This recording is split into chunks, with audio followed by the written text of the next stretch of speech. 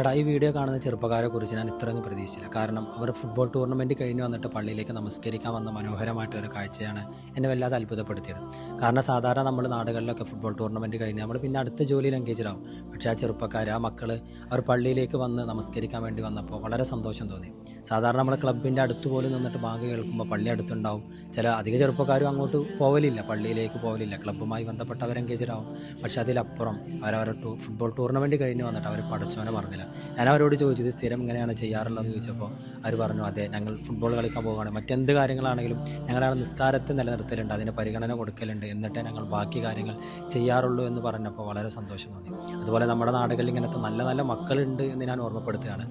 സാധാരണ നമ്മൾ 2K കിഡ്സിനൊക്കെ കുറ്റം പറയും, അവരങ്ങനെയാണ് ഇങ്ങനെയാണ് മോഡേണാന്നൊക്കെ പറയും. പക്ഷെ അതിലപ്പുറം ഈമാനികമായിട്ട് പടച്ചവനെ ഓർക്കുന്ന നല്ല മക്കൾ നമ്മുടെ കൺമുമ്പിലും നമ്മുടെ ചുറ്റുപാടിലുണ്ട് എന്ന് ഓർമ്മപ്പെടുത്തുന്നു.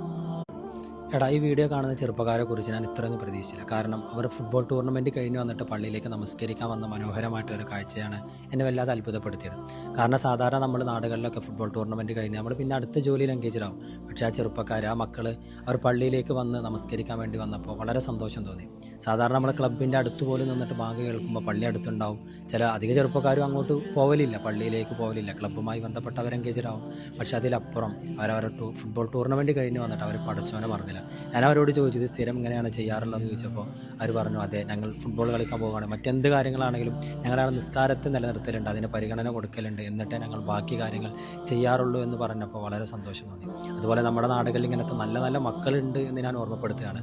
സാധാരണ നമ്മൾ 2K കിഡ്സിനൊക്കെ കുറ്റം പറയും, അവരങ്ങനെയാണ് ഇങ്ങനെയാണ് മോഡേണാന്നൊക്കെ പറയും. പക്ഷെ അതിലപ്പുറം ഈമാനികമായിട്ട് പടച്ചവനെ ഓർക്കുന്ന നല്ല മക്കൾ നമ്മുടെ കൺമുമ്പിലും നമ്മുടെ ചുറ്റുപാടിലുണ്ട് എന്ന് ഓർമ്മപ്പെടുത്തുന്നു.